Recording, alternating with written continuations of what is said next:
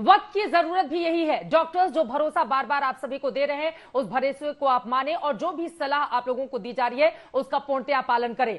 लेकिन राज्यों की क्या है तैयारी, आपको बताते चले, कल प्रधानमंत्री नरेंद्र मोदी ने देश के नाम अपने संबोधन में स्पष्ट तौर पर कहा कि राज्य सरकारें आखिरी विकल्प के तौर पर ही लॉकडाउन को माने। लेकिन इसके साथ ही साथ उनकी बातों से यह भी बात छलक उठी कि जिस तरह से अभी कुछ कमी देखी जा रही है, चाहे वो ऑक्सीजन की हो, दवाइयों की हो, उसको पूरी किए जाने की कोशिशें लगातार सरकारों की ओर से की जा रही है। ऐसे में राज्यों का दायित्व और ज्यादा बढ़ जाता है, क्योंकि बार बार ये बात भी कही जाती है कि जो हेल्थ सेक्टर है वो राज्यों का ही विषय है। इसी पर चर्चा करने के लिए आपको बता दें, अलग अलग राज्यों से तमाम स्वास्थ्य मंत्री हमारे साथ जुड़ रहे हैं, जिनके बारे में विस्तार से हम चर्चा करेंगे। विश्वास सारंग हमारे साथ मध्य प्रदेश के मेडिकल शिक्षा मंत्री इस वक्त लाइव मौजूद हैं। हमारे साथ छत्तीसगढ़ के स्वास्थ्य मंत्री जुड़ चुके हैं, टी.एस. सिंहदेव साहब। हमारे साथ झारखंड के स्वास्थ्य मंत्री बन्ना गुप्ता जी जुड़े हुए हैं। महाराष्ट्र के मंत्री असलम शेख हमारे साथ जुड़ चुके हैं और इसी के साथ हमारे साथ पंजाब के भी स्वास्थ्य मंत्री मौजूद रहेंगे, जिनके साथ चर्चा में हम आगे बढ़ेंगे। लेकिन सबसे पहले आपका रुख करते हुए विश्वास सारंग जी, किस तरह की तैयारियां हैं मध्य प्रदेश सरकार की, पहला मेरा ये सवाल। और चूंकि अलग अलग हिस्सों से ऑक्सीजन की, रेमडेसिविर दवाइयों की कमी की भी खबरें लगातार सामने निकल कर आ रही हैं, ऐसे में किस तरह से भरोसा देंगे आप अपने राज्य को? देखिए चित्र, हमारी पूरी तरह से तैयारी है। ये ज़रूर है कि ये एक महामारी है और केवल मध्य प्रदेश ही नहीं, केवल हिंदुस्तान ही नहीं, पूरा दुनिया विगत 1 वर्ष से लगातार कोरोना से लड़ाई लड़ रहा है।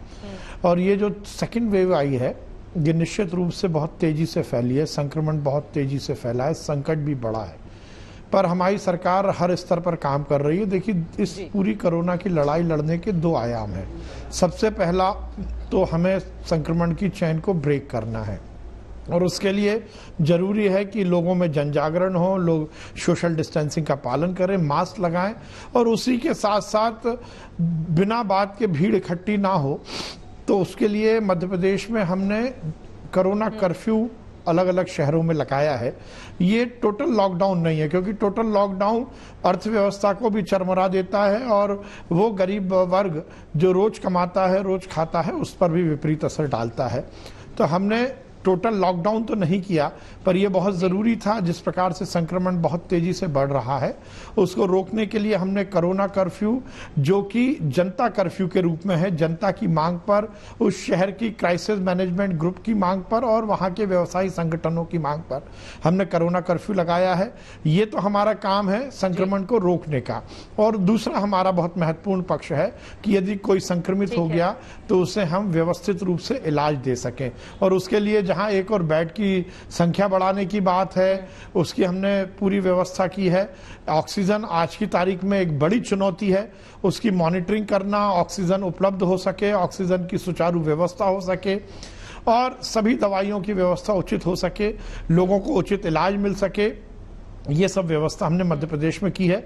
निश्चित रूप से चुनौती बड़ी है, संकट बड़ा है, पर मैं विश्वास दिलाता हूं कि मध्य प्रदेश सरकार हमारे मुख्यमंत्री जी के नेतृत्व में दिन और रात मेहनत कर हम इस समस्या के हल के लिए लगे हैं। और एक बात और चित्रा मैं कहना चाहता हूं, इस बड़ी लड़ाई में सबसे बड़ा अस्त्र दिला रहे हैं तो कि पूरी तरह से राज्य सरकार की तैयारी है।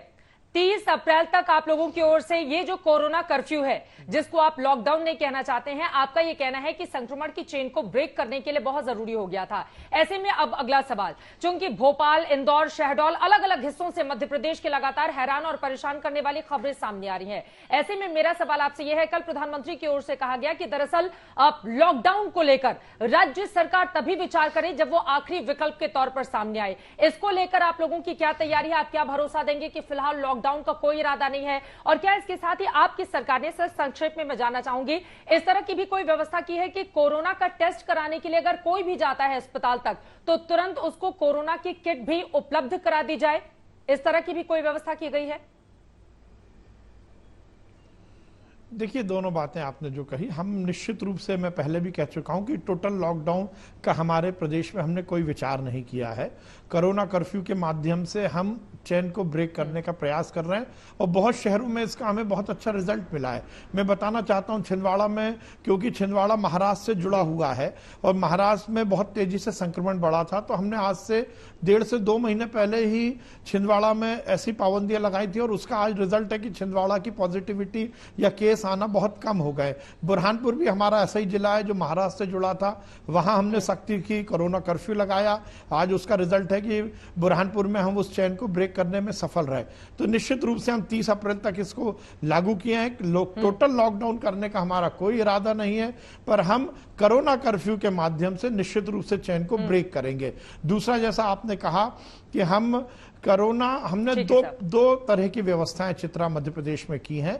एक तो वो लोग जो कि फीवर क्लिनिक में आते हैं या अस्पताल में आते हैं और अपना टेस्ट कराते हैं, और टेस्ट कराने की रिपोर्ट के पहले ही हम उन्हें जो बेसिक मेडिकेशन है उसका हम एक किट देते हैं, जिसके माध्यम से ये सुनिश्चित किया जाता है कि जब तक टेस्टिंग का रिजल्ट आता है उससे पहले वो उस बेसिक मेडिकेशन को शुरू करे। और दूसरा, एक व्यवस्था हमने और की है कि यदि शहरों में खासकर यदि किसी को सर्दी जुकाम या बुखार की दिक्कत आती है तो हमने नगर निगम की ओर से, जो हमारी लोकल सेल बॉडी है, उसके माध्यम से भी ये किट वितरित किए हैं। वो किट्स दवाइयां लेना शुरू करे, जिसमें इसकी जो सीरियसनेस है या इसकी गंभीरता हम पकड़ पाए और कोरोना उतना ज्यादा इफेक्टिव ना रहे। ये व्यवस्था हमने मध्य प्रदेश में की है।